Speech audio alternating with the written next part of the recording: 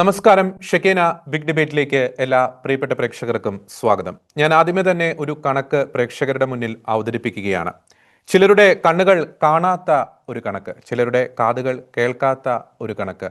ആ വല്ലാത്തൊരു കണക്ക് ഇതാണ്. 2009 മുതൽ കൊലക്കത്തിക്ക് ഇരയാകേണ്ടി വന്നത് 1,25,000-ഓളം പേർക്ക്. തകർക്കപ്പെട്ട ആരാധനാലയങ്ങളുടെ എണ്ണം എന്ന് പറയുന്നത് ഏകദേശം 20,000-ന് അടുത്ത് വരും. തട്ടിക്കൊണ്ടുപോകപ്പെട്ട വൈദികരുടെ എണ്ണം 1000 കവിയും. തീവ്രവാദികളുടെ ക്രൂര ചെയ്തികൾക്ക്, പ്രത്യേകിച്ച് ബലാത്സംഗം പോലെയുള്ള ക്രൂര ചെയ്തികൾക്ക് ഇരകളായി ജീവച്ഛവമായി കഴിയേണ്ടി വരുന്നവരുടെ എണ്ണം ലക്ഷങ്ങൾ കവിയും. ഞാൻ ഈ പറഞ്ഞ കണക്കുകൾ എന്ന് പറയുന്നത് ഏതെങ്കിലും ഒരു യുദ്ധഭൂമിയിലെ കണക്കുകളല്ല, മറിച്ച് ഇവർക്ക് മരണത്തിന് വിധേയരാകേണ്ടി വന്നത് ഏതെങ്കിലും രാജ്യത്തിന് നേരെ ഒരു അധിനിവേശ പ്രവർത്തികൾ നടത്തിയതിന്റെ പേരിലല്ല, അല്ലെങ്കിൽ ഭീകര പ്രവർത്തനം നടത്തിയതിന്റെ പേരിലല്ല. ഈ മരണപ്പെട്ട പതിനായിരങ്ങൾക്ക് ഐക്യദാർഢ്യവുമായി ആരും വരില്ല കേട്ടോ. കാരണം ഈ ഐക്യദാർഢ്യക്കാരുടെ കണ്ണിൽ ഇവർ ഒരു തെറ്റ് ചെയ്തിട്ടുണ്ട്. ക്രിസ്തുവിൽ വിശ്വസിച്ചു എന്നൊരു തെറ്റ്. ക്രിസ്തീയ വിശ്വാസം മരണം വരെ പുൽകി അല്ലെങ്കിൽ അതിൽ അടിയുറച്ചു നിന്നു എന്നൊരു തെറ്റ്. ഇവർ ജനിച്ചതും മരിച്ചതും ഗാസയിലല്ല നൈജീരിയയിലാണ് എന്ന ഒരു തെറ്റ്. ഈ ദിവസങ്ങളിൽ തന്നെയാണ് നമ്മൾ കേരളത്തിൽ അങ്ങോളം ഇങ്ങോളം ഗാസ ഐക്യദാർഢ്യ പ്രകടനങ്ങളും റാലികളും ഒക്കെ കണ്ടത്. ഗാസയിൽ ഇസ്രായേൽ ആക്രമിച്ചു അല്ലെങ്കിൽ ഇസ്രായേലിന്റെ ആക്രമണത്തിൽ മരണപ്പെട്ടു എന്ന പേരിൽ ഇവിടെ കുട്ടികളുടെ പേരുകൾ വായിക്കുന്നു. ഹമാസ് തീവ്രവാദികളുടെ വിളനിലമായിട്ടുള്ള ഭൂമിയിലാണ് ഈ കുട്ടികൾ മരിച്ചു വീണത്. ഒരു യുദ്ധഭൂമിയിലാണ് ഈ കുട്ടികൾ മരിച്ചു വീണത്. എന്നാൽ അവിടെ മരിച്ച് വീഴുന്ന കുട്ടികളുടെ പേര് വായിക്കുന്നവരുടെ കണ്ണുകൾ നൈജീരിയയിൽ പെടഞ്ഞ് വീണ് മരിക്കുന്ന ഇസ്ലാമിക തീവ്രവാദികളുടെ കൊലക്കത്തിക്ക് ഇരകളായി മരണത്തിന് വിധേയരാകേണ്ടി വരുന്ന കുഞ്ഞുങ്ങളുടെ പേര് വായിക്കുവാൻ ഈ കൂട്ടരുടെ കണ്ണ് അന്ധമായി പോയിരിക്കുകയാണ്. അവർക്ക് വേണ്ടി ശബ്ദിക്കുവാൻ ഇവരുടെ നാവ് പൊങ്ങത്തില്ല. കാരണം നമുക്ക് ഏവർക്കും അറിയാവുന്നതുപോലെ മതത്തിൻ്റെ അടിസ്ഥാനത്തിൽ മനുഷ്യാവകാശം പ്രഖ്യാപിക്കുന്ന അല്ലെങ്കിൽ അത്തരത്തിലുള്ള ഐക്യദാർഢ്യ പ്രകടനങ്ങൾ പ്രകടിപ്പിക്കുന്ന ഒരു കെട്ടകാലത്താണ് നാം ഇന്ന് ജീവിക്കുന്നത്. തീർച്ചയായിട്ടും നൈജീരിയയിൽ മാത്രമല്ല, ലോകത്ത് ആകമാനം ക്രിസ്തീയ വിശ്വാസത്തിന് വേണ്ടി മരിക്കേണ്ടി വരുന്ന, രക്തസാക്ഷിത്വം വരിക്കേണ്ടി വരുന്ന ആയിരങ്ങൾക്ക്, പതിനായിരങ്ങൾക്ക് ഐക്യദാർഢ്യം അറിയിച്ചുകൊണ്ട് അവരുടെ പാവന സ്മരണകൾക്ക് മുന്നിൽ ശിരസ് നമിച്ചുകൊണ്ട് ഇന്നത്തെ ഷെക്കേന ബിഗ് ഡിബേറ്റ് ആരംഭിക്കുകയാണ്. ഇന്ന് ഈ ചർച്ചയിൽ നമ്മോടൊപ്പം ചേരുന്നു സാമൂഹ്യ നിരീക്ഷകൻ അഡ്വക്കേറ്റ് ഫാദർ റോബിൻ പടിഞ്ഞാറേക്കുറ്റ്, ഒപ്പം തന്നെ അന്താരാഷ്ട്ര നിരീക്ഷകൻ ഡോക്ടർ ജോസ് ജോൺ മല്ലികശ്ശേരി, അന്താരാഷ്ട്ര മാധ്യമ പ്രവർത്തകൻ ശ്രീ ജോസ് കുമ്പളവേലിൽ, ഒപ്പം തന്നെ മാധ്യമ പ്രവർത്തകൻ ശ്രീ ജോൺസൺ കൊച്ചുപറമ്പൻ. 4 പേർക്കും ഈ ചർച്ചയിലേക്ക് സ്വാഗതം. നമസ്കാരം. ആദ്യം ഫാദർ അഡ്വക്കേറ്റ് റോബിൻ പടിഞ്ഞാറേക്കുറ്റി, ഞാൻ ഇൻട്രോയിൽ പറഞ്ഞ ഒരു വാചകം, ഈ മനുഷ്യാവകാശത്തിൻ്റെ മാനദണ്ഡം മതമായി മാറുന്ന ഒരു കാലഘട്ടത്തിലാണ് നാം ജീവിച്ചു കൊണ്ടിരിക്കുന്നത്. അത് വളരെ ഗൗരവമേറിയിട്ടുള്ള ഒരു സാഹചര്യമല്ലേ ലോകത്താകമാനം സൃഷ്ടിക്കുന്നത്. അതായത് ചിലർക്ക് മാത്രം, ചിലയിടങ്ങളിൽ ജനിച്ചാൽ, ചിലയിടങ്ങളിൽ മരിച്ചാൽ മാത്രം മനുഷ്യാവകാശം, ചിലയിടങ്ങളിൽ ജനിച്ചാൽ, ചിലയിടങ്ങളിൽ മരിച്ചാൽ അവർക്ക് മനുഷ്യാവകാശമില്ല, അവർ മനുഷ്യരെയല്ല, അവരുടെ ചോരയുടെ നിറം എന്ന് പറയുന്നത് ചുവപ്പല്ല, അവരുടെ മരണത്തിൻ്റെ ഗന്ധം എന്ന് പറയുന്നത് മനുഷ്യമാംസത്തിൻ്റെ ഗന്ധമല്ല എന്ന രീതിയിലേക്ക് കാര്യങ്ങൾ പോയിക്കൊണ്ടിരിക്കുന്നു. അത് വളരെ ഗുരുതരമായിട്ടുള്ള സ്ഥിതിവിശേഷം തന്നെയല്ലേ ലോകത്ത് സൃഷ്ടിക്കുന്നത്? Father Robin Padinjarekkutty. തീർച്ചയായിട്ടും ഇത് ഹമാസ് എന്ന് പറയുന്ന തീവ്രവാദ പ്രസ്ഥാനത്തോട് ചേർത്ത് നിർത്തി വായിക്കേണ്ട പേരുകൾ തന്നെയാണ് ഈ ഫുലാനി തീവ്രവാദികൾ എന്ന് പറയപ്പെടുന്ന അല്ലെങ്കിൽ നൈജീരിയൻ പട്ടാളം എന്ന് അവർ അവകാശപ്പെടുന്ന ആ ഒരു വിഭാഗത്തിൻ്റെത്. ഹമാസ് ഇസ്രായേൽ പ്രശ്നങ്ങളുടെ ചരിത്രത്തിലേക്കൊക്കെ നമുക്ക് എല്ലാവർക്കും അറിയാം. അതായത് ഇസ്രായേലിന്റെ ചരിത്രത്തില് ഇതൊരു ഹമാസ് എന്ന് പറയുന്ന രാജ്യം പോലും അല്ല, ഒരു തീവ്രവാദ പ്രസ്ഥാനം നടത്തിയ ആക്രമണത്തിന്റെ പേരില് അവർക്ക് സപ്പോർട്ട് ചെയ്തുകൊണ്ടിരുന്ന അവരുടെ അധിനിവേശ മേഖലയിൽ ഇസ്രായേൽ നടത്തിയ ഒരു തിരിച്ചടി അതിന്നും തുടർന്നുകൊണ്ടിരിക്കുന്നു. തീർച്ചയായിട്ടും അവിടെ മനുഷ്യാവകാശ ലംഘനങ്ങളുണ്ട്. അതേസമയത്ത് തന്നെ ഇസ്രായേലുകാരുടെ ബന്ദികൾ ഇപ്പോഴും അവിടെ കഴിയുകയാണ്. അതിന്റെ പേരിലാണ് ഇഷ്യൂസ് എല്ലാം ഉണ്ടാകുന്നത്. പക്ഷേ ലോകത്തിന്റെ മനസാക്ഷി ഇന്ന് ഈ ഗാസയിലേക്ക് മാത്രം തിരിഞ്ഞിരിക്കുകയാണ്. ഗാസയിൽ കൊല്ലപ്പെടുന്ന കുഞ്ഞുങ്ങളുടെ പേര് ഇന്ന് വായിച്ചുള്ളൂ. എറണാകുളത്ത് വഞ്ചി സ്ക്വയറിൽ കൂടി അവിടെ ഉണ്ടായിരുന്ന കുഞ്ഞുങ്ങളുടെ കൊല്ലപ്പെട്ട കുട്ടികളുടെ പേര് വായിക്കുന്നു. അവിടെയുള്ള കൂട്ടായ്മകൾക്ക്, ഗാസയിലെ സ്ഥലങ്ങളുടെ പേര് കൊടുക്കുന്നു. അതുപോലെ തന്നെ ചില കോളേജുകളിൽ ഇറങ്ങുന്ന മാഗസിനുകൾക്ക് ഗാസയുടെ പശ്ചാത്തലത്തിലുള്ള പ്രമേയങ്ങൾ വരുന്നു, എല്ലാം വരുന്നു. പക്ഷെ ഇവിടെ അവരാരും ഈ നൈജീരിയയിലേക്കൊന്നും നോക്കുന്നില്ല. നൈജീരിയയിൽ കൊല്ലപ്പെട്ടുകൊണ്ടിരിക്കുന്ന ആളുകൾ കൊല്ലപ്പെടേണ്ടവർ തന്നെയാണ് എന്നുള്ള ഒരു ധാരണയില് ഈ പ്രതികരിക്കുന്ന ആളുകളുടെ മാനസിക നില ആ രീതിയിലേക്ക് അങ്ങനെ പോവാണ്. ശരിക്കും പറഞ്ഞു കഴിഞ്ഞാൽ ലോകത്തിലെ എല്ലാ മനുഷ്യർക്കും ജീവിക്കാൻ അവകാശമുണ്ട്, ഇഷ്ടമുള്ള മതത്തിൽ ജീവിക്കാനായിട്ട് അവകാശമുണ്ട്, അവരുടെ സമഗ്രതയോടും കൂടെ ജീവിക്കാനായിട്ട് അവകാശമുണ്ട്. ലോകത്തിന്റെ ഏത് ഭാഗത്തായാലും നമ്മളുടെ മാനുഷിക മൂല്യങ്ങൾ ഉയർത്തിപ്പിടിച്ച് മനുഷ്യാവകാശങ്ങൾ ഉയർത്തിപ്പിടിച്ചുകൊണ്ട് ജീവിക്കാനുള്ള അവകാശമുണ്ട്. പക്ഷെ ഇപ്പോ നമ്മുടെ മലയാള സമൂഹം പ്രത്യേകിച്ച്, ഒപ്പം തന്നെ അന്താരാഷ്ട്ര തലത്തിലെല്ലാം ഉണ്ടത്, പ്രത്യേകിച്ച് മലയാളികൾ കൂടുതലാണെന്ന് മാത്രമേ ഉള്ളൂ, ചില മേഖലകളിലേക്ക് മാത്രം തിരിഞ്ഞ് നമ്മൾ മനുഷ്യാവകാശ ലംഘനങ്ങൾ കാണുന്ന ഒരവസ്ഥ ഉണ്ടാവുന്നുണ്ട്. ഗാസയെ കുറിച്ച് ആകുലപ്പെടുന്നവര് നൈജീരിയയെ കുറിച്ച് ആകുലപ്പെടുന്നില്ല. ഗാസയെ കുറിച്ച് പറയേണ്ട കാര്യങ്ങള് പൂർണ്ണമായിട്ടും പറയുന്നില്ല, ഭാഗികമായ കാര്യങ്ങൾ മാത്രമാണ് അവിടെ പറയപ്പെടുക. അതായത് അവിടെ ഗാസയിൽ കൊല്ലപ്പെടുന്ന ആളുകളെ പോലെ തന്നെ അവിടെ ബന്ദികളായിരിക്കുന്ന ഇസ്രായേൽ ആളുകൾക്ക്, ഇസ്രായേൽ പൗരന്മാർക്ക് അവിടെ ജീവിക്കാനുള്ള അവകാശമുണ്ട്, അവരുടെ ചാരിത്രം സൂക്ഷിക്കാനുള്ള അവകാശമുണ്ട്, അവർക്ക് അവിടെ ജീവിക്കാനുള്ള അവകാശമുണ്ട്. അവിടെ ബന്ദികളാക്കപ്പെട്ടിരുന്ന ആളുകളൊക്കെ 2023 ഒക്ടോബർ 6 അവർ പിടിക്കപ്പെട്ട് കൊണ്ടുപോയി 2 വർഷത്തോളമായി. അവരൊക്കെ അനുഭവിച്ചുകൊണ്ടിരിക്കുന്ന നരകയാതനകള് കാണാതെ ഗാസയെ കുറിച്ച് ഇവിടെ ആകുലപ്പെടുന്നത് തീർച്ചയായിട്ടും ഒരു വലിയ കാപട്യമാണ്. അതുപോലെ തന്നെ നൈജീരിയ ഉൾപ്പെടെയുള്ള പ്രദേശങ്ങളിൽ നടത്തപ്പെടുന്ന കൂട്ടക്കൊലകള്, ഈ നൈജീരിയയിലൊക്കെ നടത്തപ്പെടുന്ന കൂട്ടക്കൊലയ്ക്ക് കാരണം ഒന്നേ ഉള്ളൂ, അവര് ക്രിസ്ത്യാനികളാണ്, യേശുക്രിസ്തുവിൽ വിശ്വസിക്കുന്നു എന്നതിന്റെ പേരിൽ മാത്രമാണ് അവർ കൊല ചെയ്യപ്പെട്ടുകൊണ്ടിരിക്കുക. അപ്പൊ അങ്ങനെ ഈ മനുഷ്യാവകാശ ലംഘനങ്ങളെ കുറിച്ച് പറയുമ്പോൾ അതൊക്കെ ചില മേഖലകളിലേക്ക് മാത്രം തിരിഞ്ഞിരിക്കുന്ന ഒരു കാഴ്ചപ്പാടുകൾ ഉണ്ടായിക്കൊണ്ടിരിക്കുകയാണ്. ഇതൊക്കെ മനുഷ്യാവകാശ ലംഘനം അല്ലെങ്കിൽ മനുഷ്യാവകാശ പ്രവർത്തകര് എന്ന് പറയുന്ന ആളുകള് അവര് മറ്റെന്തിനോ വേണ്ടിയോ ഒക്കെ ശബ്ദിച്ചുകൊണ്ടിരിക്കുന്ന ഒരു അവസ്ഥയാണ്. നമ്മൾ കണ്ടുകൊണ്ടിരിക്കുന്ന ഭീകര യാഥാർത്ഥ്യങ്ങള് ഒന്നുകിൽ നമ്മൾ എല്ലാത്തിനെയും കാണണം, അല്ലെങ്കിൽ ഒന്നും കാണാൻ പാടില്ല.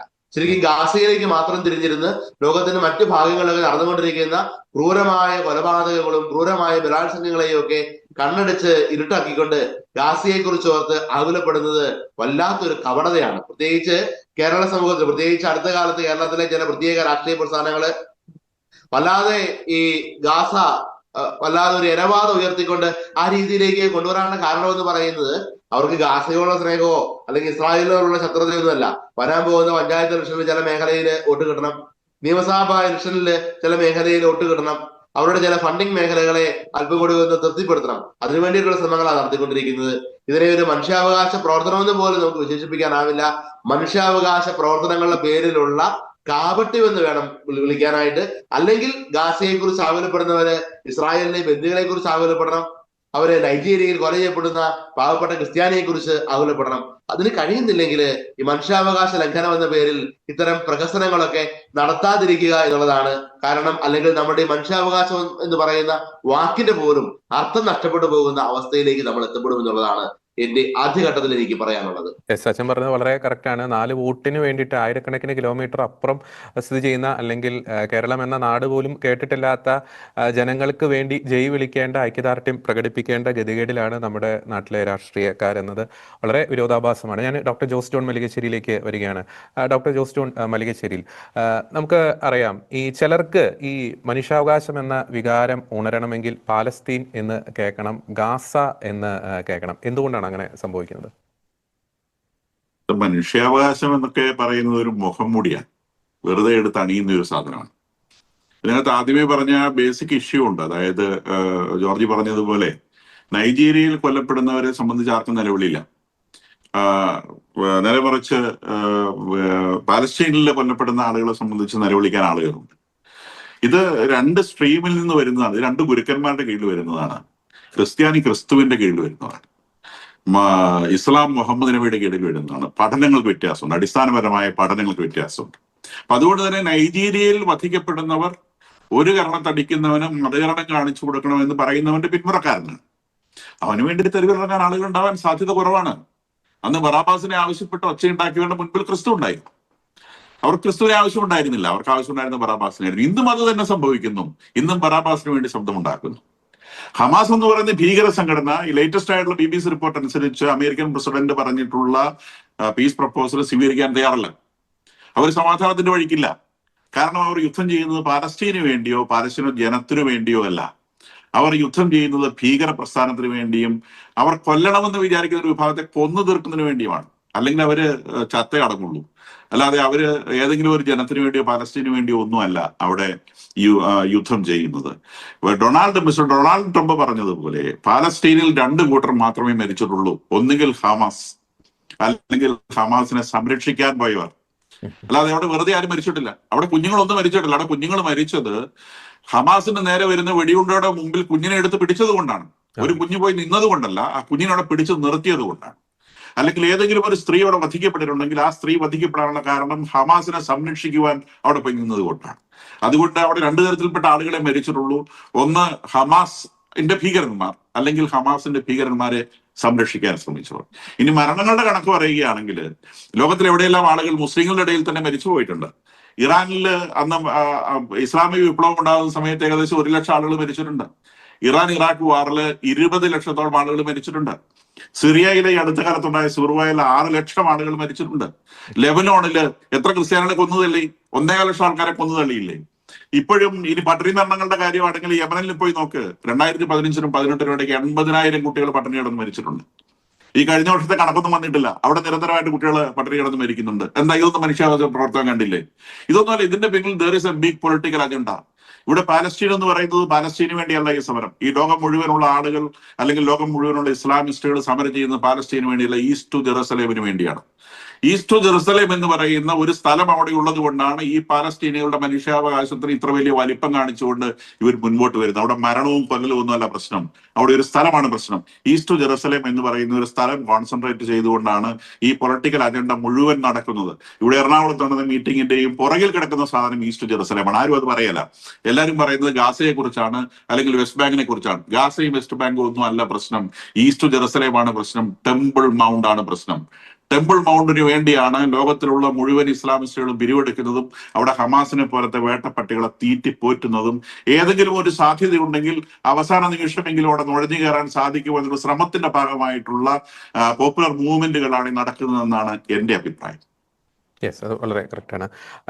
ശ്രീ ജോസ് കുമ്പളവല്ലി, നമുക്കറിയാം അങ്ങ് ജർമ്മനിയിൽ നിന്നാണ് സംസാരിക്കുന്നത്. ഈ 2023 ഒക്ടോബർ മാസം 7-ാം തീയതിക്ക് ശേഷം എനിക്ക് തോന്നുന്നു നമുക്ക് വേണമെങ്കിൽ ഇങ്ങനെ വിശേഷിപ്പിക്കുക, യൂറോപ്പിന്റെ ഒരു പൊതു ശല്യമായി മാറിയിരിക്കുകയാണ് ഈ പാലസ്തീൻ ഐക്യദാർഢ്യ റാലി, അല്ലെങ്കിൽ പാലസ്തീൻ ഐക്യദാർഢ്യ പ്രകടനങ്ങൾ. അതിന്റെ പേരിൽ ഈ ഹമാസിന്റെ പതാകകൾ യൂറോപ്പിന്റെ തെരുവുകളിൽ നമുക്ക് കാണാൻ സാധിക്കുന്നു, ഇസ്ലാമിക് സ്റ്റേറ്റിന്റെ പതാകകൾ നമുക്ക് കാണാൻ സാധിക്കുന്നു, താലിബാന്റെ ഒക്കെ പതാകകൾ നമുക്ക് കാണാൻ സാധിക്കുന്നു. അപ്പോൾ ഇവരുടെ യഥാർത്ഥത്തിലുള്ള ഒരു പ്രശ്നം എന്ന് പറയുന്നത് ഈ മനുഷ്യാവകാശമല്ല എന്ന് നമുക്കറിയാം, പക്ഷേ ഇവർ അവകാശപ്പെടുന്ന മനുഷ്യാവകാശമാണ്. പക്ഷെ അതിനേക്കാളൊക്കെ ഉപരി പാലസ്തീൻ എന്ന് പറയുന്ന ഒരു സോകോൾഡ് ഒരു പ്രദേശത്തിന്റെ പേര് പറഞ്ഞ് ഈ സമാധാനകാംക്ഷികളായിട്ടുള്ള, അല്ലെങ്കിൽ സമാധാനപൂർണമായിട്ടുള്ള യൂറോപ്പ് പോലുള്ള ദേശത്തെ കലാപ കലുഷിതമാക്കുക എന്ന ഒരു കൃത്യമായിട്ടുള്ള ഒരു അജണ്ട കൂടി ഇവർക്കില്ലേ?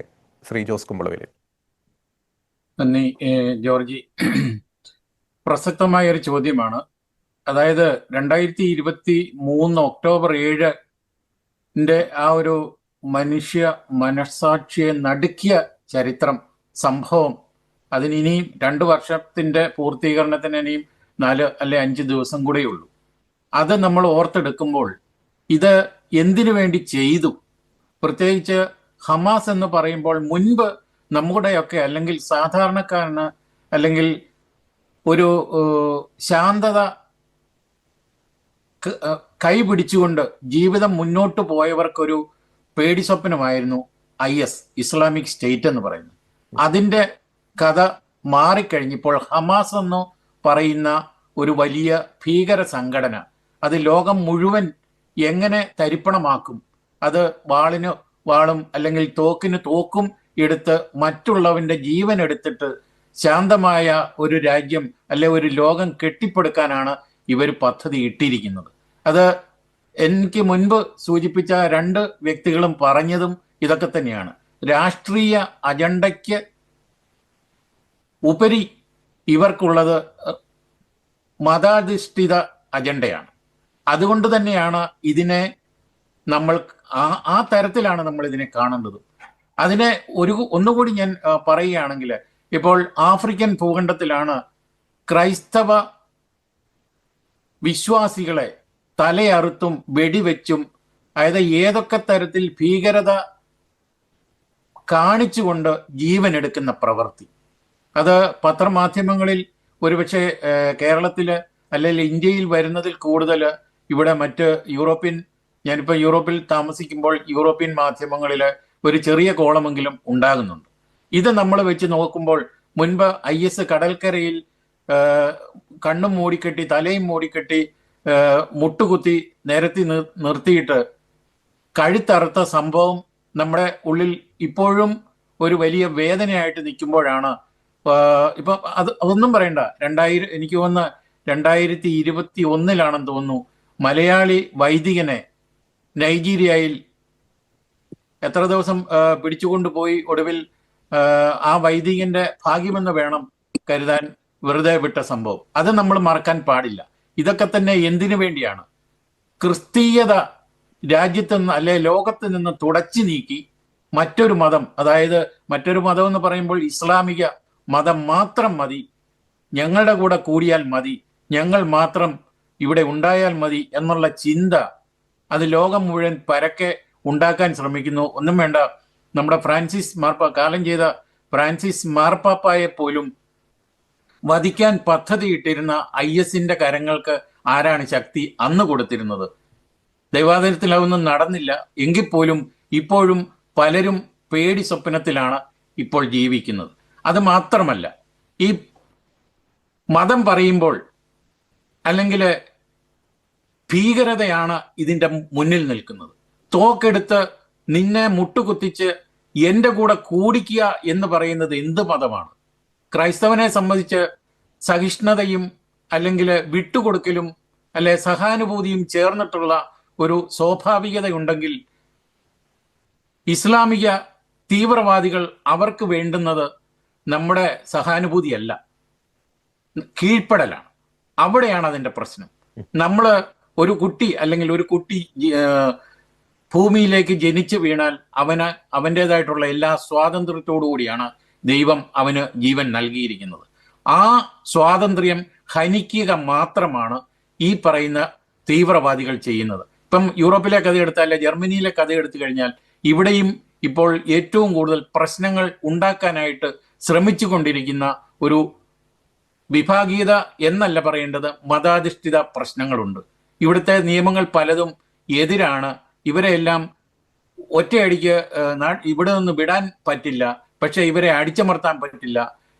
ഈ കഴിഞ്ഞ ദിവസങ്ങളൊക്കെ ബെർലിനിലാണെങ്കിൽ അല്ലെ ഹാംബുർഗിലാണെങ്കിൽ അല്ലെ ഡ്രസ്ഡനിലാണെങ്കിൽ ഇവര് കാട്ടിക്കൂട്ടിയ പ്രവർത്തികൾ, ഹമാസിന്റെ കൊടിയും പിടിച്ച് ഹമാസിന് വേണ്ടി വാദിച്ചത്, ഒടുവിൽ ജൂതന്മാരെ മുഴുവൻ ഏതൊക്കെ തരത്തിൽ ഇവിടുന്ന് ഓടിക്കാമോ അല്ലെ കശാപ്പ് ചെയ്യാമോ, ഇതൊക്കെയാണ് ഇവരുടെ ഗൂഢാലോചന. ഇപ്പൊ ഏറ്റവും ഒടുവിൽ മാഞ്ചസ്റ്ററിലെ കഥയാണ് പറയേണ്ടിയിരുന്നത്. 2 ജൂത സിനഗോഗിന് മുന്നിലാണ് സംഭവം നടന്നത്. ഇന്ന് രാവിലെ 9:30 പ്രാദേശിക സമയം 9:33 കണ്ട സംഭവം നടന്നത്. ഇതൊക്കെ തന്നെ ഈ തീവ്രവാദത്തിന് വളം വയ്ക്കുന്ന, ഏറ്റവും കൂടുതൽ അവരെ നമ്മളെ പേടിപ്പെടുത്തുന്ന സംഭവങ്ങളാണ്.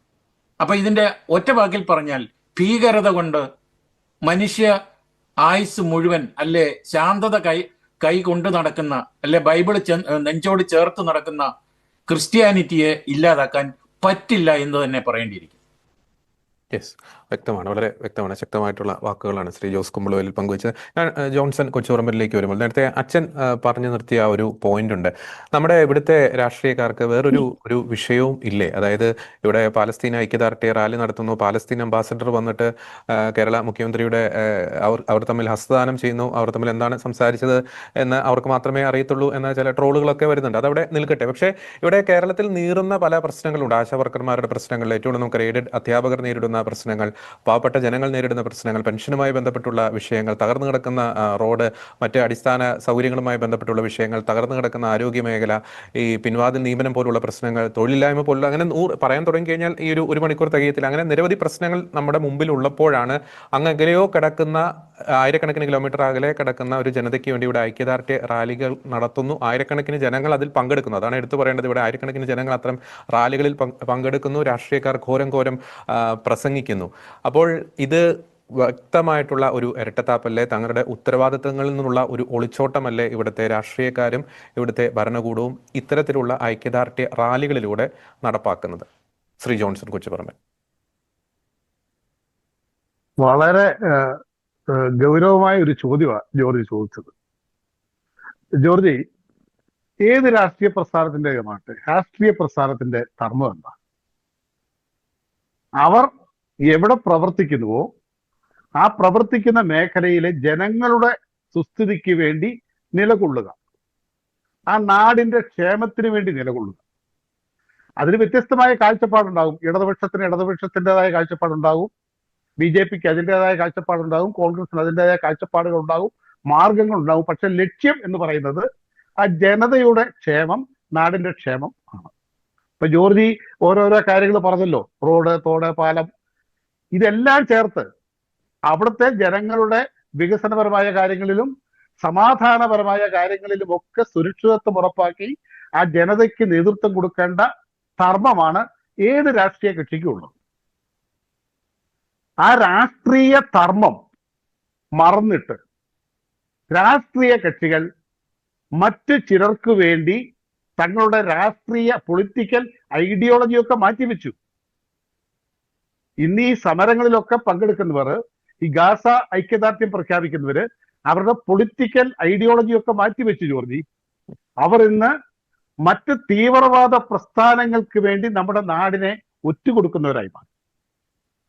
ഇത് രാഷ്ട്രീയ കക്ഷികൾ മാത്രമല്ല, നമ്മുടെ സിനിമാ മേഖല, ഇവിടെ ബുദ്ധിജീവികൾ എന്ന് പറയുന്ന, ബുദ്ധിജീവികൾ എന്ന് പേര് ചാർത്തപ്പെട്ടിരിക്കുന്ന ഒരു വിഭാഗം, ഇവിടുത്തെ സാമൂഹിക പ്രവർത്തകർ, ഇങ്ങനെ എല്ലാ തലങ്ങളിലുമുള്ളവരെ വിലക്കെടുത്ത് ഇത്തരം തീവ്രവാദ ശക്തികൾക്ക് വേണ്ടി അവർ ഉപയോഗിക്കുക. ഇപ്പൊ ബിരിയാണി സിനിമയിലെ അഭിനയിച്ച നടി പലസ്തീൻ ബാഗ് പിടിച്ചുകൊണ്ട് പോയത് ഓർക്കുന്നുണ്ടോ? സിനിമാ മേഖല.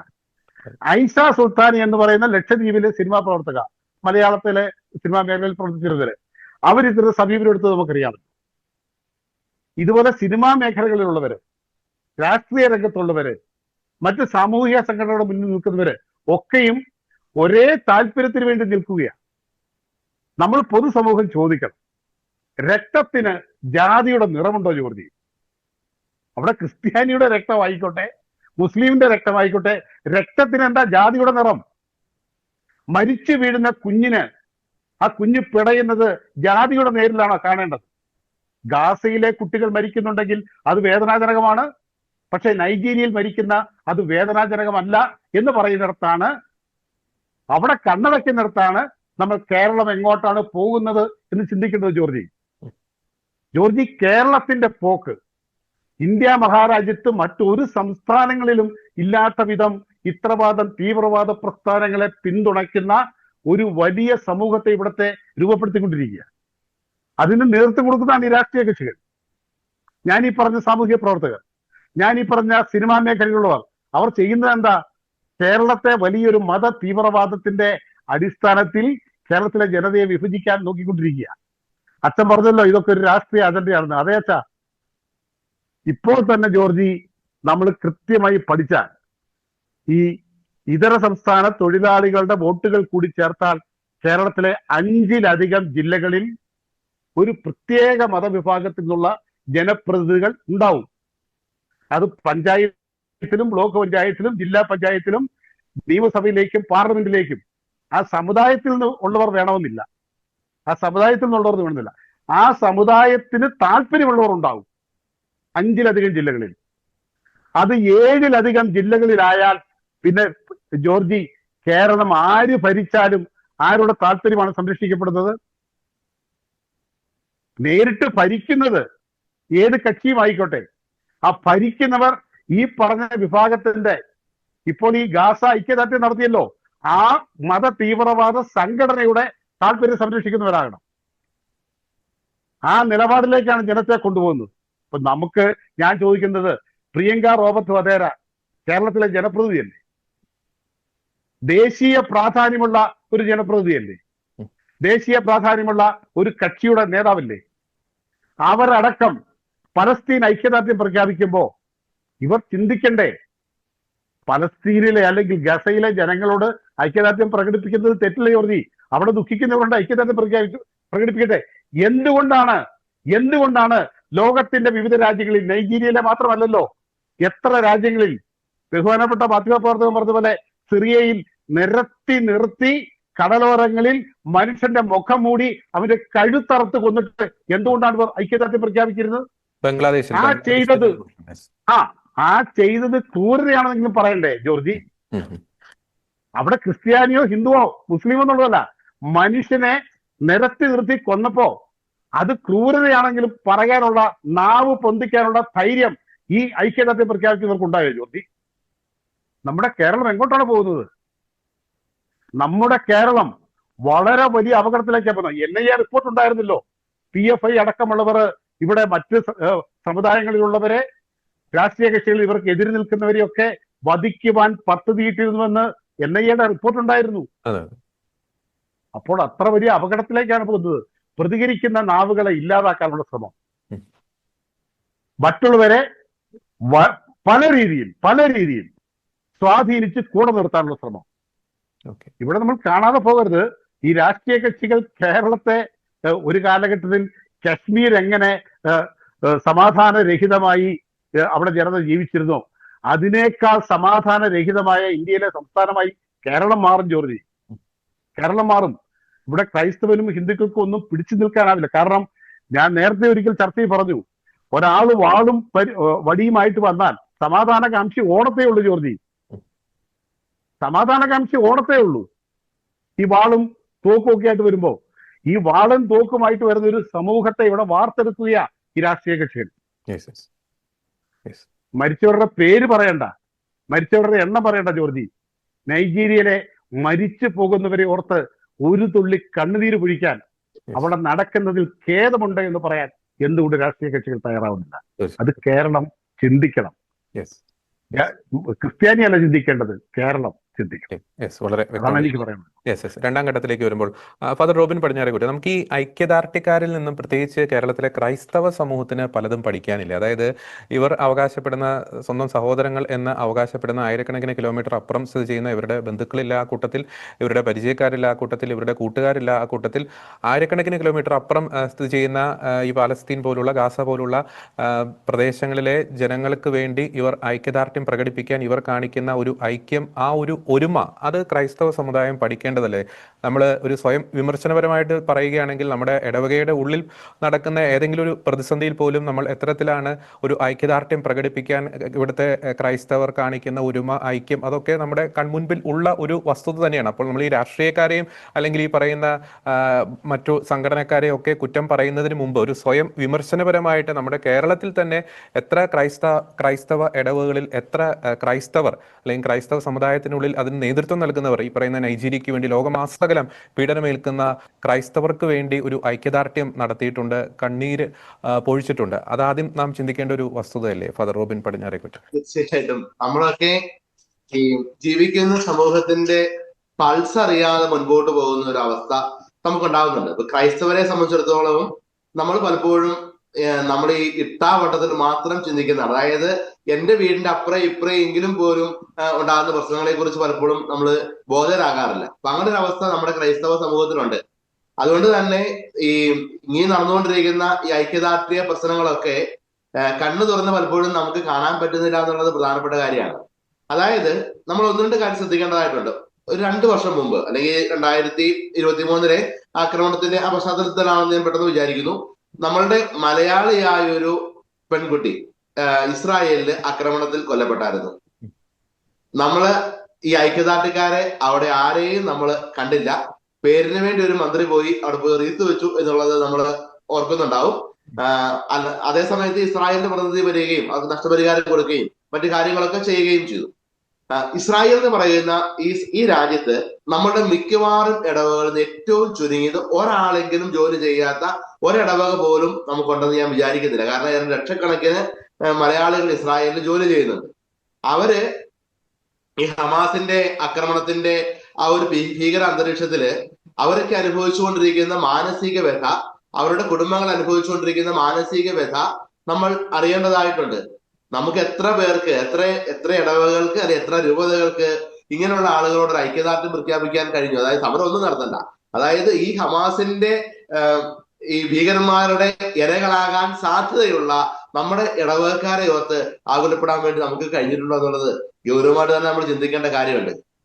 അപ്പോ നമ്മളുടെ രൂപതകൾക്ക് അതിന് കഴിഞ്ഞിട്ടുണ്ടോ? നമ്മൾക്ക് തീർച്ചയായിട്ടും നമ്മുടെ രൂപതകളൊക്കെ തീർച്ചയായും ഇവർക്ക് വേണ്ടി പ്രാർത്ഥിക്കുകയും ഒക്കെ ചെയ്യുന്നുണ്ട്. പക്ഷേ പലപ്പോഴും പ്രായോഗികമായ രീതിയിൽ നിങ്ങൾക്കൊപ്പം ഞങ്ങൾ ഉണ്ടെന്നൊരു സന്ദേശം, അതായത് ഇസ്രായേലിൽ ജോലി ചെയ്യുന്ന മലയാളികൾക്ക് കൊടുക്കാനൊക്കെ ആയിട്ട് നമുക്ക് കഴിയേണ്ടതാണെന്നുള്ളതാണ് എൻ്റെ ഒരു വിചാരം. ഇപ്പം ഇവിടെ കൊല്ലപ്പെട്ട ആ മലയാളി പെൺകുട്ടിയുടെ കഥ നമുക്കറിയാം. അതുപോലെ തന്നെ ഈ അടുത്ത കാലത്തെ ആക്രമണങ്ങളിലും പരിക്കേറ്റ മലയാളികളൊക്കെ ഉണ്ട്. അപ്പൊ അങ്ങനെയുള്ള ആളുകളോടൊക്കെ നമ്മൾ ചേർന്ന് നിൽക്കേണ്ടതിന്റെ ആവശ്യകത, അതുപോലെ തന്നെ നമ്മുടെ സാമൂഹ്യ ബോധത്തെ ഇങ്ങനെ അതായത് കൃത്രിമമായിട്ട് സൃഷ്ടിച്ചെടുക്കുന്ന ഒരു സാമൂഹ്യ, ഞാൻ അടുത്തൊരു ടോപ്പിക്കിലേക്ക് വരുവാണ്, സാമൂഹ്യ ബോധത്തെ തിരിച്ചറിയാനുള്ള ഒരു ബോധം കൊടുക്കാനായിട്ട് നമുക്ക് കഴിയണം. ഇപ്പം ഇസ്രായേൽ ഹമാസ് യുദ്ധത്തിന്റെ പേരിൽ ഇസ്രായേൽ വെറുക്കപ്പെടേണ്ടവരാണെന്നും ഹമാസ് സ്വീകരിക്കപ്പെടേണ്ടവരാണെന്നും ഒരു വ്യാജമായൊരു ബോധം നിർമ്മിച്ചുകൊണ്ടിരിക്കുകയാണ്. നമ്മുടെ നാട്ടിലെ കമ്മ്യൂണിസ്റ്റുകാരാണ് ഏറ്റവും മുമ്പിൽ നിൽക്കുക, കോൺഗ്രസ്സുകാർ ഒട്ടും പറയുന്നില്ല.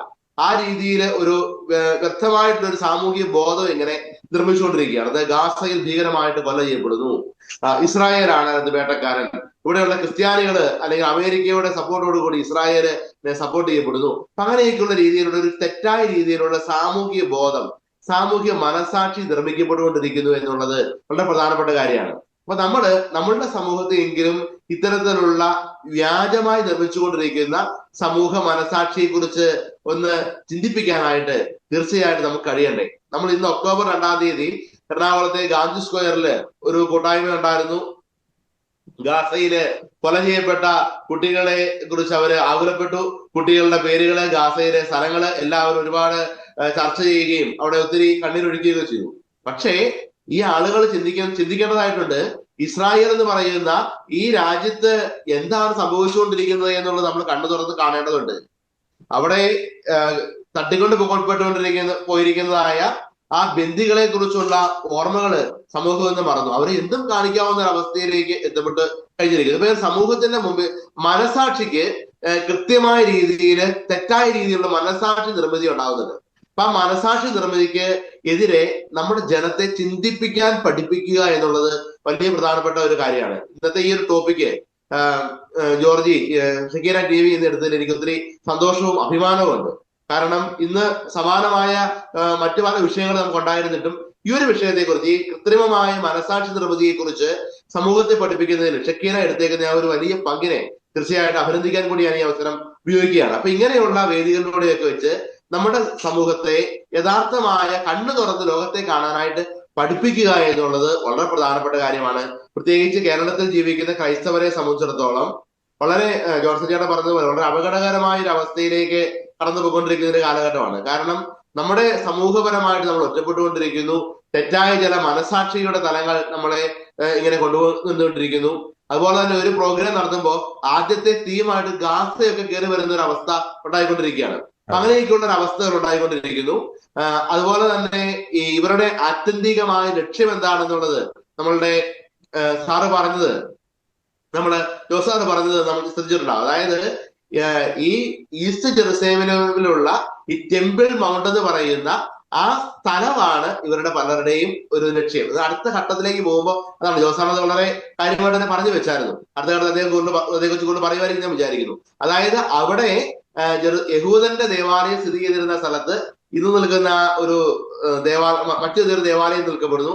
നാളുകളിൽ ഒരിക്കൽ പോലും യഹൂദന്മാരുടെ ഒരു അവകാശവാദം അവിടെ ഉണ്ടാകാതിരിക്കപ്പെടാൻ വേണ്ടി എന്നേക്കുമായി ആ ചർച്ചകൾ പോലും അവസാനിപ്പിക്കാനുള്ള വളരെ ഗൂഢമായ ശ്രമങ്ങൾ അവിടെ നടന്നുകൊണ്ടിരിക്കുന്നു. അതുപോലെ തന്നെ യൂറോപ്യൻ രാജ്യങ്ങളിലെ ബഹുമാനപ്പെട്ട സാറ് പറഞ്ഞതുപോലെ തന്നെ, ജോസ് പുളിയൂർ സാറ് പറഞ്ഞതുപോലെ തന്നെ, അതായത് യൂറോപ്യൻ രാജ്യങ്ങളിൽ കൃത്രിമമായ രീതിയിൽ ഒരു അധിനിവേശം ഉണ്ടായിക്കൊണ്ടിരിക്കുകയാണ്. അതായത് എല്ലാ ഇടങ്ങളിലും എല്ലാ തെരുവുകളിലേക്കും ഇവരുടെ സാന്നിധ്യം ഇങ്ങനെ ഉണ്ടായിക്കൊണ്ടിരിക്കുന്നു.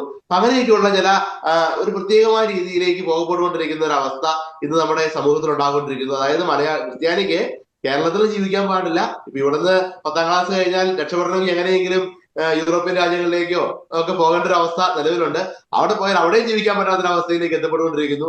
ചുരുക്കത്തിൽ പറഞ്ഞ ക്രിസ്ത്യാനിക്ക് ഈ ഭൂമിയിൽ നിന്ന് ഓടി അകലേണ്ട ഒരു അവസ്ഥയിലേക്ക് എത്തപ്പെട്ടുകൊണ്ടിരിക്കുന്നു എന്നുള്ളത് കണ്ണു തുറന്ന് കാണേണ്ടതുണ്ട്. അത് സാമൂഹിക നിർമ്മിതിയിലൂടെ സംഭവിക്കുന്നു, തെറ്റായ മനസാക്ഷി നിർമ്മിതിയിലൂടെ സംഭവിക്കുന്നു, നമ്മുടെ പാഠപുസ്തകങ്ങളിലൂടെ അങ്ങനെയുള്ള കാര്യങ്ങൾ സംഭവിക്കുന്നു. അതുപോലെയുള്ള കുട്ടികളുമായി വരും തലമുറയുമായി സംവേദിക്കപ്പെടാൻ സാധ്യതയുള്ള എല്ലാ മാധ്യമങ്ങൾ വഴിയും ഇങ്ങനെയുള്ള കൃത്രിമമായ ഒരു മനസാക്ഷി നിർമ്മിതി ഇവിടെ നടന്നുകൊണ്ടിരിക്കുകയാണ്. അത് നമ്മൾ അല്പം ഒരു ജാഗ്രതയോടുകൂടെ തന്നെ കാണേണ്ടതായിട്ടുണ്ട്. അതായത് ഒപ്പം തന്നെ നമ്മുടെ സമൂഹത്തെ, അതായത് നമ്മുടെ കേരളത്തിലുള്ള 1 ലക്ഷത്തിലധികം മലയാളികൾ ജോലി ചെയ്യുന്ന സ്ഥലമാണ് ഇസ്രായേല്. ആ മലയാളികളുടെ സുരക്ഷിതത്വത്തെ കുറിച്ച് ആകുലപ്പെടുന്നതിനേക്കാൾ കൂടുതൽ അവിടെ കൊല ചെയ്യപ്പെടുന്ന ഇസ്ലാമിക ഭീകരവാദികളെ കുറിച്ച് തീർച്ചയായിട്ടും ആകുലപ്പെടുന്ന ആളുകളെ നമ്മൾ സംശയത്തോടു കൂടെ കാണേണ്ടതായിട്ടുണ്ട്. കേരളത്തിന്റെ മുഖ്യമന്ത്രി പാലസ്തീന്റെ അംബാസഡറെ വിളിച്ചു വരുത്തി തീർച്ചയായിട്ടും അദ്ദേഹം വലിയ യുദ്ധനയൊക്കെ പ്രഖ്യാപിച്ചിട്ടുണ്ട്. ജാഗ്രതയോടെ തന്നെ നമ്മൾ കാണേണ്ടതായിട്ടുണ്ട്. കാരണം ഇത് കേരളം മുഴുവൻ പാലസ്തീനൊപ്പമാണെന്ന് പറയാൻ ഈ പിണറായി വിജയൻ ആരാ അധികാരം കൊടുത്തിരിക്കുക? അദ്ദേഹം കേരളത്തിന്റെ മുഖ്യമന്ത്രിയാണ്. അദ്ദേഹത്തിന്റെ രാഷ്ട്രീയ നിലപാട് പറയാം. കേരളത്തിന്റെ മുഴുവൻ പിന്തുണയും തീർച്ചയായിട്ടും വളരെ കൃത്യമായിട്ട് പറയാൻ പറ്റും. ഇപ്പൊ നമ്മുടെ മലയാളികൾക്കിടയിൽ ഒരു വോട്ടെടുപ്പ് നടത്തി കഴിഞ്ഞാൽ ഒരു പാലസ്തീനും ആയിരിക്കത്തില്ല അവിടെ പിന്തുണ ഉണ്ടാവുക.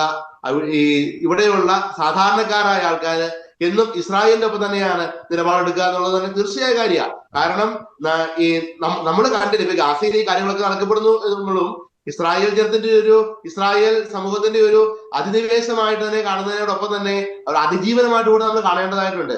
നമ്മൾ കണ്ടില്ലേ അന്ന് ഇസ്രായേൽക്കാരി പെൺകുട്ടിയെ വലിച്ചുകൊണ്ട് പോകുന്ന, നഗ്നയായി വലിച്ചുകൊണ്ട് പോകുന്ന ചിത്രം നമ്മൾ കണ്ടില്ലേ?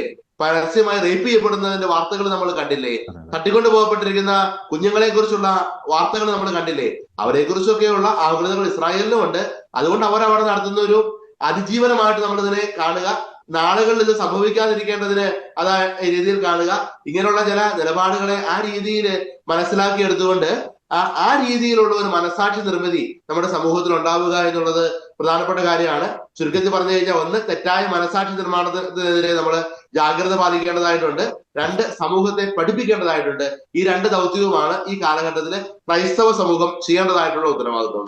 തീർച്ചയായും വളരെ ഗൗരവമേറിയിട്ടുള്ള വിഷയങ്ങൾ തന്നെയാണ് അച്ഛൻ പങ്കുവച്ചത്. ഞാൻ ഡോക്ടർ ജോസ് ജോൺ മല്ലികശ്ശേരിയിലേക്ക് വരികയാണ്.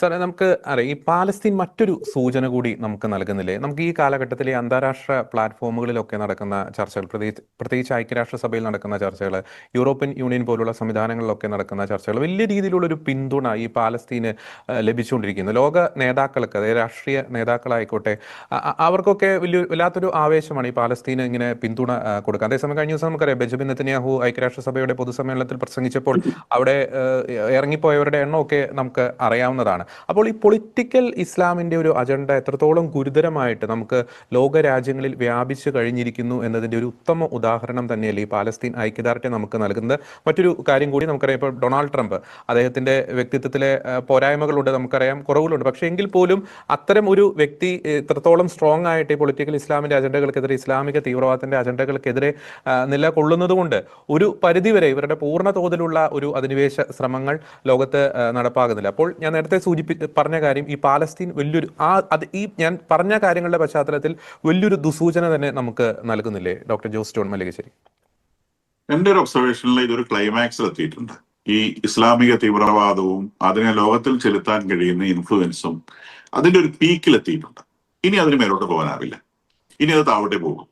കാരണം യൂറോപ്യൻ രാജ്യങ്ങളൊക്കെ ഏകദേശം തിരിച്ചറിഞ്ഞു. യൂറോപ്യൻ രാജ്യങ്ങളിൽ നിന്നൊക്കെ UN പാലസ്തീൻ അനുകൂലമായ പ്രസംഗങ്ങൾ ഉണ്ടാവാനുള്ള കാരണം അതാത് രാജ്യങ്ങളിലെ മുസ്ലിങ്ങളുടെ പ്രസൻസ് ആണ്. ഈ പറയുന്ന ജർമ്മനിയിലായിക്കൊള്ളട്ടെ, ഫ്രാൻസിലായിക്കൊള്ളട്ടെ, ബ്രിട്ടനിലായിക്കൊള്ളട്ടെ നല്ലൊരു പെർസെന്റേജ് മുസ്ലിങ്ങളുണ്ട്. ആ മുസ്ലിങ്ങൾ ഈ ഭരണാധികാരിയുടെ കഴുത്ത് പിടിച്ച് ഞെക്കുന്നുണ്ട്. അവര് കഴുത്ത് പിടിച്ച് ഞെക്കിയത് കൊണ്ടാണ് അവർക്ക് UN പോയിട്ട് അവർക്ക് തന്നെ ബോധ്യമില്ലാത്ത പാലസ്തീൻ എന്ന വിഷയത്തിന് വേണ്ടി സംസാരിക്കേണ്ടി വന്നത്. അതുകൊണ്ട് അവർ UN നിന്ന് സംസാരിച്ച് അവരുടെ നാട്ടിലുള്ള ഇസ്ലാമിസ്റ്റുകളോടാണ്.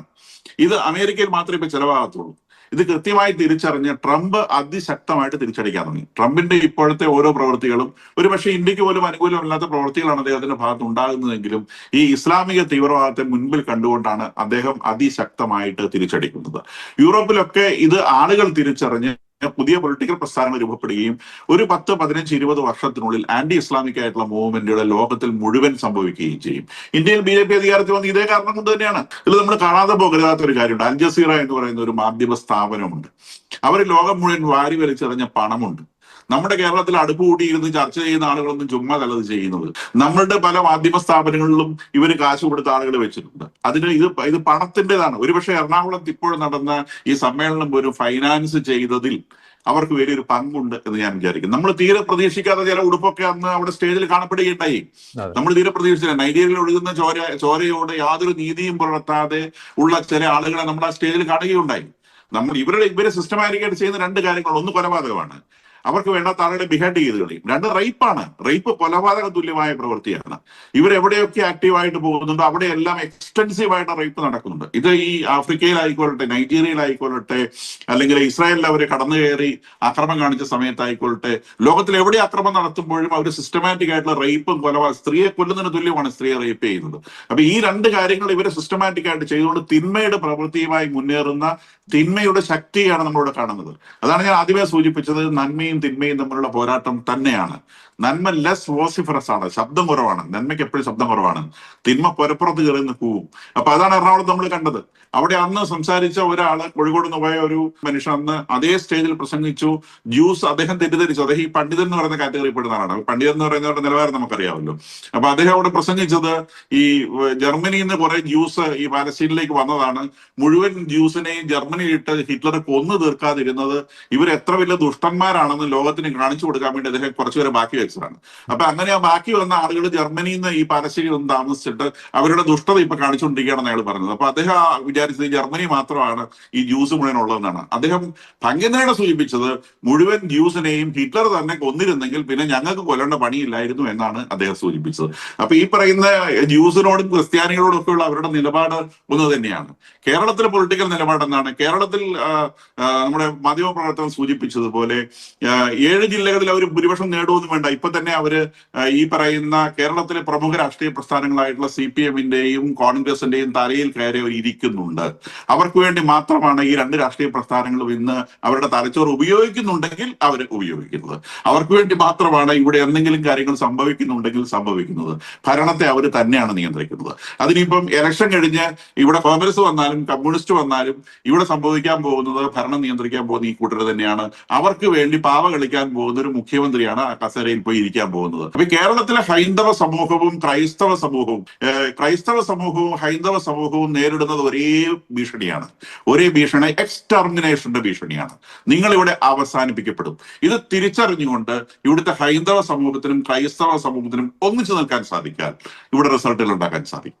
അതില് ക്രൈസ്തവർ മാത്രം ഒന്നിച്ചു നിന്നുകൊണ്ടല്ല, ഇവിടുത്തെ ക്രൈസ്തവ സമൂഹവും ഹൈന്ദവ സമൂഹവും കൈകോർത്ത് നിന്നുകൊണ്ട് വേണം ഈ ഒരു ഭീഷണിയെ അവർ തിരിച്ചറിയാൻ. അപ്പൊ ഈ പറയുന്ന സിനിമാ നടിമാര് മാത്രമല്ല ബാഗ് പിടിച്ചതെന്ന് ഇവിടെ തന്നെ സൂചിപ്പിക്കുകയുണ്ടായി.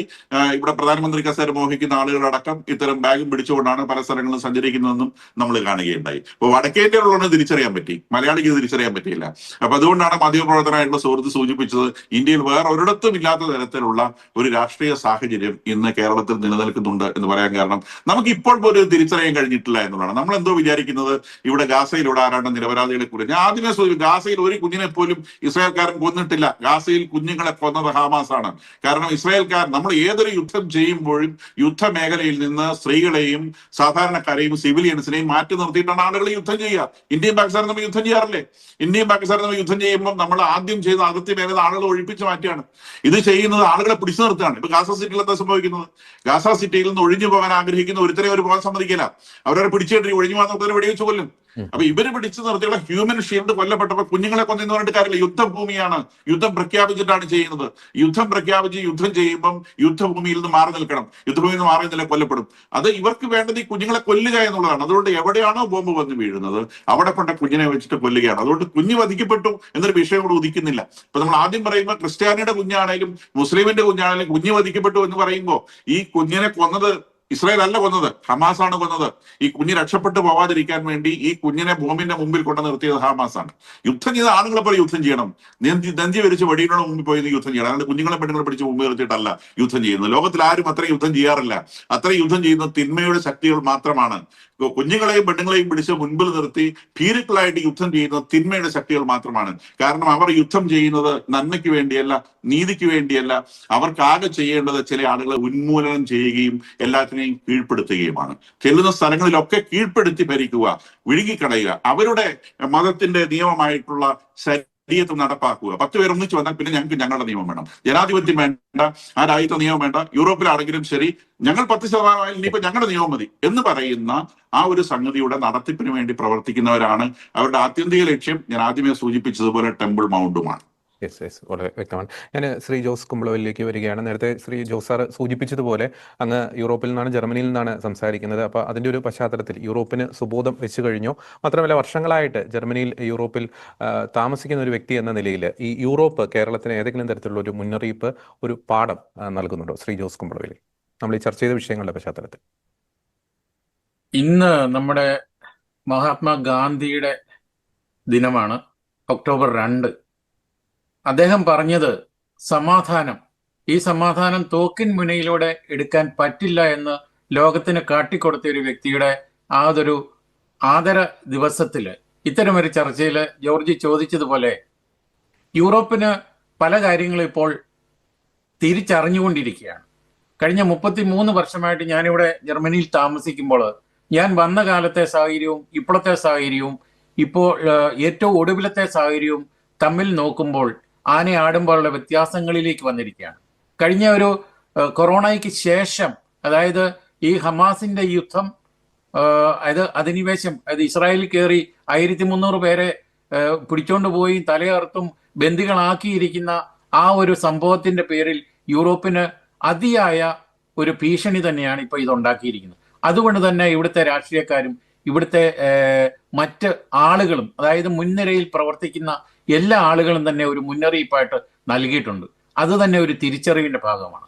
പ്രത്യേകിച്ച് ഇവിടെ ജൂതന്മാരെ ഏറ്റവും കൂടുതൽ സംരക്ഷിക്കാനായിട്ട് ഇവിടുത്തെ ഗവൺമെന്റ് അതിൻ്റെതായ രീതിയിൽ, ജനാധിപത്യ രീതിയിൽ തന്നെ എല്ലാ കവചവും ഒരുക്കിയിട്ടുള്ള ഒരു സ്ഥലത്ത് യൂതന്മാരെ തെരഞ്ഞു പിടിച്ച്, അല്ലെങ്കിൽ യൂതന്മാരുടെ സിനഗോഗിന് മുന്നിൽ, അല്ലെ അവരുടെ ആ ഒരു പ്രാർത്ഥന കൂട്ടായ്മയ്ക്ക് മുന്നിൽ തോക്കെടുത്ത് നിൽക്കുമ്പോൾ എന്താണ് അവിടെ ഉണ്ടാകാൻ പോകുന്നത്? പ്രത്യേകിച്ച് തോക്കെടുക്കുമ്പോൾ കൊലപാതകമാണ് പ്രത്യേകിച്ച് വരുന്നത്. ഒരു കൊലപാതകത്തിലൂടെ മറ്റൊരാൾക്ക് ഐക്യദാർഢ്യം പ്രഖ്യാപിക്കുക എന്ന് പറയുന്നത് തന്നെ ഏറ്റവും വലിയ ഭീകരതയാണ്. ഐക്യദാർഢ്യം എന്ന് പറയുന്നത് സ്നേഹം കൊണ്ടും കരുണ കൊണ്ടുമാണ് ചെയ്യേണ്ടത്. അത് തോക്കിൻ മുനയിലൂടെ ഐക്യദാർഢ്യം എന്ന് പറയുമ്പോൾ തന്നെ ഭീകരത, അല്ലെങ്കിൽ ആ ഒരു ടെററിസത്തിന്റെ മാക്സിമ കൊടുമുടിയാണ് കാണിക്കുന്നത്. ഇപ്പം യൂറോപ്പിലെ കഥ മാത്രമല്ല, ഇപ്പം ഏറ്റവും കൂടുതൽ ബോക്കോ ഹറാം എന്ന് പറഞ്ഞ ഭീകര സംഘടനയാണ് നൈജീരിയ അല്ലെങ്കിൽ ആഫ്രിക്കൻ പല രാജ്യങ്ങളിലും കൈയേറിക്കൊണ്ടിരിക്കുന്നത്. അവരുടെ കത്തിമുനയ്ക്ക് മുന്നിൽ, അല്ലെ അവരുടെ തോക്കിൻ മുനയ്ക്ക് മുന്നിൽ ആണ് ക്രൈസ്തവന്റെ ജീവൻ ഒടുങ്ങുന്നത്. അത് സാധാരണക്കാരനാണ്. അവരെ പിടിച്ചുകൊണ്ട് പോയിട്ട് എൻ്റെ നീതിക്ക് നിന്നെ ഞാൻ കൊല്ലുക എന്ന് പറയുമ്പോൾ തന്നെ അത് ഭീകരത അവിടെ പൊട്ടിപ്പുറപ്പെട്ട് കഴിഞ്ഞിരിക്കുകയാണ്. ഇപ്പം ജർമ്മനിയിലെ കഥ അത് തികച്ചും വ്യത്യസ്തമാണ്. ഇവിടെ എന്ന് പറയുമ്പോൾ ഭീകരത പലതുകൊണ്ടും വാക്കുകളിലൂടെ ആണ് കൊണ്ടുവരുന്നത്.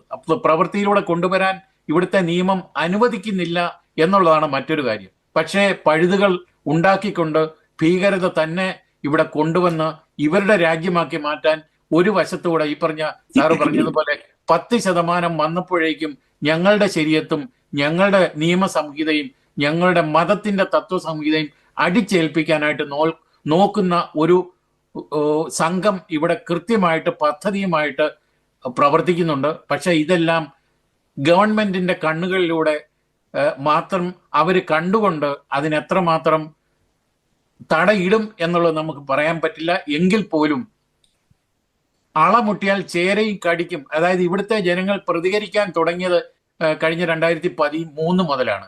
കാരണം അനാവശ്യമായ കുടിയേറ്റം മൂലം ഇവിടെ കൊണ്ടുവന്ന ജർമ്മനിയെ ഇപ്പോൾ കുട്ടിച്ചോറാക്കി മാറ്റിയിരിക്കുന്ന അവസ്ഥയിൽ AfD പോലുള്ള, അതായത് ആൾട്ടർനേറ്റീവ് ഫോർ ജർമ്മനി എന്ന് പറയുന്ന ആ ഒരു രാഷ്ട്രീയ പ്രസ്ഥാനം 2013 ഉടലെടുത്തെങ്കിലും ഈ കഴിഞ്ഞ ദിവസത്തെ തെരഞ്ഞെടുപ്പിൽ അവരുടെ ഏറ്റവും കൂടിയ മുഖ്യ പ്രാതിനിധ്യം 26% അവർ ജനപിന്തുണ വന്നത് എന്തുകൊണ്ടാണ്? ഇവിടുത്തെ തിരിച്ചറിവ് കൊണ്ടാണ്. ഇതൊന്നും ഭീകരത മാത്രമല്ല. ഇവിടെ സ്വന്തമായിട്ട് ഒരു രാജ്യമില്ലാത്തവൻ ഇവിടെ വന്നു കഴിയുമ്പോൾ ഈ രാജ്യത്ത് ഇന്റഗ്രേറ്റ് ചെയ്ത് അവന്റെ ജീവിതം കെട്ടിപ്പടുക്കുന്നതിന് പകരം അവന്റെ രാജ്യം കുട്ടിച്ചോറാക്കിയിട്ട് ഇവിടെ വന്നിട്ട് ഈ രാജ്യവും അതേപോലെ ആകണം എന്ന ചിന്താഗതി, അതാണ് ഇവിടെ ഏറ്റവും കൂടുതൽ അരാജകത്വം ഉണ്ടാക്കിക്കൊണ്ടിരിക്കുന്നത്. അതുകൊണ്ട് തന്നെയാണ് നമ്മൾ ഇവിടെ ജീവിക്കുമ്പോഴും ഇപ്പോഴും ഒരു ഭീഷണിയുടെ നിഴലിൽ തന്നെ എന്ന് പറയേണ്ടിയിരിക്കുന്നു.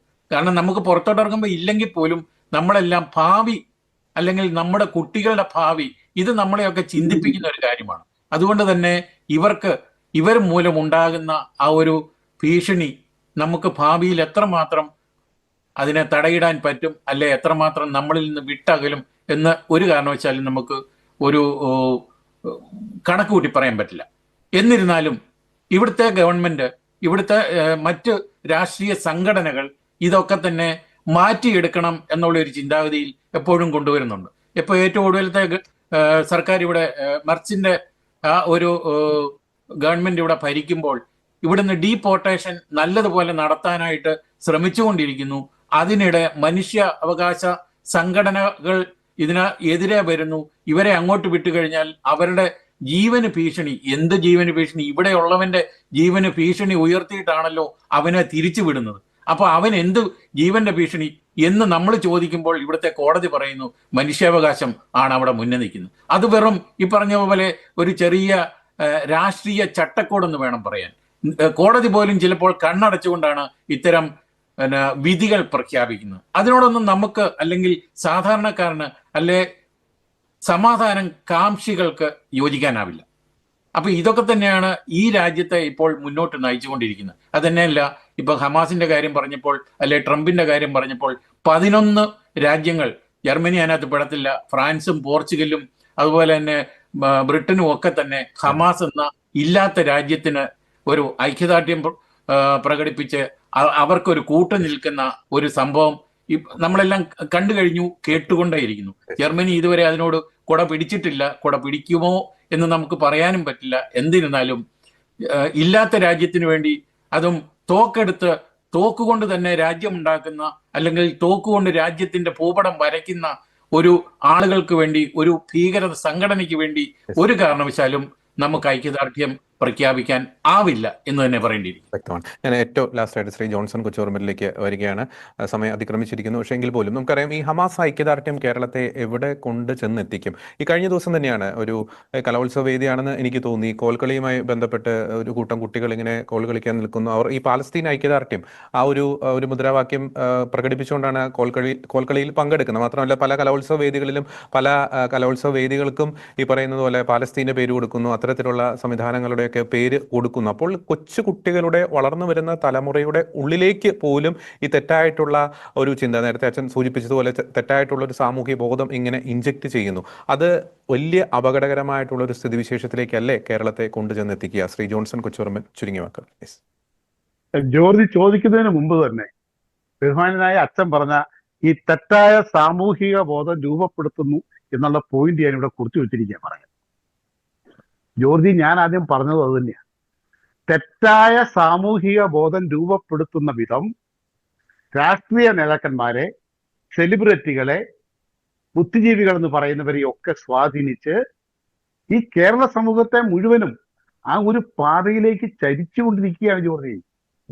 സിനിമകളിലൂടെ, പുസ്തകങ്ങളിലൂടെ, പ്രഭാഷണങ്ങളിലൂടെ, രാഷ്ട്രീയ നിലപാടുകളിലൂടെയൊക്കെ ഈ കേരളത്തെ ഈ തെറ്റായ സാമൂഹിക ബോധത്തിലേക്ക് കൊണ്ടുവരിക. ശരി പറയേണ്ടവർ, ശരി ചൂണ്ടിക്കാണിക്കേണ്ടവർ അത് പറയുന്നില്ല, അവിടെ മൗനം പാലിക്കുന്നു. പകരമോ ഈ തെറ്റായ സാമൂഹിക ബോധത്തെ ഉയർത്തിപ്പിടിക്കുന്നു. ഇസ്രായേലാണ് ശരി, ഇസ്രായേലിൽ ചെയ്തതാണ് ക്രൂരത എന്ന് പറയേണ്ടവർ അത് പറയുന്നില്ല എന്ന് മാത്രമല്ല, ഇസ്രായേലിനെ പ്രതിസ്ഥാനത്ത് നിർത്തുന്നു. ഇത് ഈ ഒരു വിഷയത്തിൽ മാത്രമല്ല ജോർജി, ഇന്നിവിടെ നടക്കുന്ന, നമ്മുടെ സംസ്ഥാനത്ത് കിടക്കുന്ന വഖഫ് വിഷയങ്ങളിലാവട്ടെ, മറ്റ് സാമൂഹിക പ്രശ്നങ്ങളിലാവട്ടെ, ഒക്കെയും ഒരു മതത്തിന്റെ താല്പര്യം സംരക്ഷിക്കുവാൻ അച്ഛൻ അത് വളരെ വ്യക്തമായിട്ട് പറഞ്ഞു. അച്ഛൻ വളരെ ആർജവത്തോടെ പറഞ്ഞു.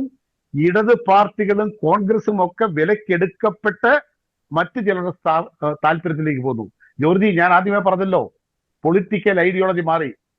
പിണറായി വിജയൻ ഉത്തമനായ ഒരു കമ്മ്യൂണിസ്റ്റ് ആണെന്ന് യഥാർത്ഥ കമ്മ്യൂണിസ്റ്റുകാരെന്ന് പറയാൻ കഴിയും. അധ്വാന വർഗത്തിന്റെ പ്രതിനിധിയായ മാർക്സിസവുമായി മുന്നോട്ട് പോകുന്ന ഒരു കമ്മ്യൂണിസ്റ്റാണ് പിണറായി വിജയൻ, അല്ലെങ്കിൽ ഇപ്പോഴത്തെ ഇടതുപക്ഷ നേതൃത്വം എന്ന് സാധാരണക്കാരായ യഥാർത്ഥ കമ്മ്യൂണിസ്റ്റുകാരന് പറയാൻ കഴിയുമോ? ബഹുമാനായ സാറ് പറഞ്ഞതുപോലെ അഹിംസയുടെ ഈ ദിനത്തിൽ നിന്നുകൊണ്ട് അഹിംസയെ മുൻനിർത്തി പ്രവർത്തിക്കുന്ന മഹാത്മാഗാന്ധിയുടെ പാരമ്പര്യമുള്ള കോൺഗ്രസ് ആണ് ഈ കോൺഗ്രസ് എന്ന് ഇന്ന് പറയാൻ കഴിയുമോ? മതേതരത്വം അഖണ്ഡതയൊക്കെ ഉയർത്തിപ്പിടിച്ച പ്രസ്ഥാനമാണല്ലോ കോൺഗ്രസ്. ആ കോൺഗ്രസ് ഇന്ന് മതേതര കക്ഷിയാണെന്ന് പറയുവാൻ യഥാർത്ഥ കോൺഗ്രസ്സുകാരന് കഴിയുമോ? യഥാർത്ഥ കോൺഗ്രസ്സുകാരന് കഴിയുമോ? അതാണ് ചിന്തിക്കേണ്ടത്. ഇവിടെ കോൺഗ്രസിന് അടിമകളെ ഉണ്ടാക്കിയിരിക്കുന്നു, ഇടതുപക്ഷത്തിന് അടിമകളെ ഉണ്ടാക്കിയിരിക്കുന്നു. ആ അടിമകൾക്ക് അച്ഛൻ ഈ പറഞ്ഞ കാര്യമാ തെറ്റായ സാമൂഹിക ബോധം പകർന്നു കൊടുത്തിരിക്കുന്നു. ഈ തെറ്റായ സാമൂഹിക ബോധം പകർന്നു കൊടുത്തിട്ട് അതിന്റെ മുകളിൽ കയറി പിണറായി വിജയനാണെങ്കിലും UDF നേതാക്കന്മാരാണെങ്കിലും അവര് പറയുന്നത് വിഴുങ്ങുന്ന അടിമകൾ മാത്രമായി മാറി. ഇവിടുത്തെ ജനങ്ങളുടെ വിഷയം ജോർജി ആദ്യമേ ചോദിച്ച രാഷ്ട്രീയ കക്ഷികളുടെ ധർമ്മം, ജനങ്ങളുടെ വിഷയങ്ങളൊന്നും ഇവിടെ ചർച്ച ചെയ്യപ്പെടുന്നില്ല. ഇവിടെ വേറൊരു ലക്ഷ്യത്തിലേക്ക് ഈ രാഷ്ട്രീയ പ്രസ്ഥാനങ്ങൾ ജനങ്ങളെ കൊണ്ടുപോവുകയാണ്. മാരകമായ തെറ്റ്, അതീവ ഗൗരവമായ തെറ്റ് ഇവിടുത്തെ സിനിമാ മേഖലകളെ വിലക്കെടുത്തിരിക്കുന്നു, രാഷ്ട്രീയ കക്ഷികളെ വിലക്കെടുത്തിരിക്കുന്നു, സാമൂഹ്യ പ്രവർത്തകരെ വിലക്കെടുത്തിരിക്കുന്നു. ജോർജി, വളരെ വലിയ അപകടത്തിലേക്കാണ് ഈ നേതൃനിരയിലുള്ളവർ ഇപ്പോൾ കേരളത്തെ കൊണ്ടുപോകുന്നത്. ഇത് തിരിച്ചറിഞ്ഞത് കൊണ്ടാണല്ലോ ബഹുമാനപ്പെട്ട ജോസാർ പറഞ്ഞല്ലോ, അച്ഛനും പറഞ്ഞല്ലോ, മറ്റിതര സംസ്ഥാനം നമ്മളെപ്പോഴും പറയും, ഞാൻ ചുരുക്കിയാണ്, എപ്പോഴും പറയും മലയാളി വളരെ ബോധമുള്ളവനാ, ബുദ്ധിമാനാ എന്നൊക്കെ പറയും. ഒരു ബോധവും ബുദ്ധിയില്ലാത്ത ഇന്ത്യയിലെ ജനതയാണ്, വെറു കഴുതകളാണ് മലയാളി എന്ന് തെളിയിച്ചുകൊണ്ടിരിക്കുക. ബാക്കി സംസ്ഥാനങ്ങളിലുള്ളവർക്കൊക്കെ ഈ അപകടം മനസ്സിലായി. അതുകൊണ്ട് അവിടെ ഉണ്ടായൊരു മാറ്റം കേരളത്തിൽ ഉണ്ടായില്ല എങ്കിൽ, കേരളത്തിൽ ഇപ്പോഴത്തെ രാഷ്ട്രീയ സ്ഥിതിഗതികൾ മാറിയില്ല എങ്കിൽ കേരളം വലിയ അപകടത്തിലേക്ക് പോകും. ജോർജി, കേരളം വലിയ അപകടത്തിലേക്ക് പോകും. തിരിച്ചറിയണം. തീർച്ചയായും വളരെ ഗൗരവത്തോടു കൂടി തന്നെ തിരിച്ചറിയണം. ലോകത്തിന്റെ എല്ലാ ഭാഗത്തും മരിച്ച് വീഴുന്ന ജനങ്ങളുടെ ചോരയുടെ നിറം എന്ന് പറയുന്നത് അത് ചുവപ്പാണ്. പക്ഷേ ആ ചോരയ്ക്ക് മതത്തിന്റെ നിറം നൽകുന്നിടത്താണ് പ്രശ്നം ഉദിക്കുന്നത്. നമ്മൾ ഈ വടക്ക് നോക്കി യന്ത്രം എന്നൊക്കെ പറയുന്നത് പോലെ ഈ പാലസ്തീൻ നോക്കി യന്ത്രങ്ങളായി, ഗാസ നോക്കി യന്ത്രങ്ങളായി നമ്മുടെ രാഷ്ട്രീയക്കാർ, നമ്മുടെ ചില സംഘടനാ നേതാക്കളൊക്കെ മാറുന്നിടത്താണ് അവിടെ പ്രശ്നം കിടക്കുന്നത്. തീർച്ചയായും വളരെ അതീവ ഗുരുതരമായിട്ടുള്ള സ്ഥിതിവിശേഷത്തിലേക്കാണ് ഇത്തരത്തിലുള്ള ഭീകര പ്രവർത്തനങ്ങളോടുള്ള ഐക്യദാർഢ്യ പ്രകടനങ്ങൾ കേരളത്തെ കൊണ്ടുചെന്ന് എത്തിക്കുന്നത്. അത്തരക്കാരെ തിരിച്ചറിയാനുള്ള ഒരു വിവേകം, ജ്ഞാനം തീർച്ചയായിട്ടും കേരള സമൂഹത്തിനുണ്ടാകട്ടെ. അതിനേക്കാളൊക്കെ ഉപരി ക്രൈസ്തവ സമൂഹം ഉണരട്ടെ. തങ്ങളുടെ ചുറ്റും നടക്കുന്ന കാര്യങ്ങളെക്കുറിച്ച് ജ്ഞാനത്തോടെ വിവേകത്തോടെയുള്ള തിരിച്ചറിവുകൾ ക്രൈസ്തവർക്കുണ്ടാകട്ടെ എന്ന് ആശംസിക്കുന്നു. ഇന്ന് ഈ ചർച്ചയിൽ വളരെ സജീവമായി പങ്കെടുത്ത ഡോക്ടർ ജോസ് ജോൺ മല്ലികശ്ശേരി, ഒപ്പം തന്നെ Shri Jose Kumbalavelil, advocate father Robin പടിഞ്ഞാറേക്കുറ്റൊപ്പം തന്നെ ശ്രീ ജോൺസൺ കൊച്ചുപറമ്പൻ, 4 പേർക്കും നന്ദി.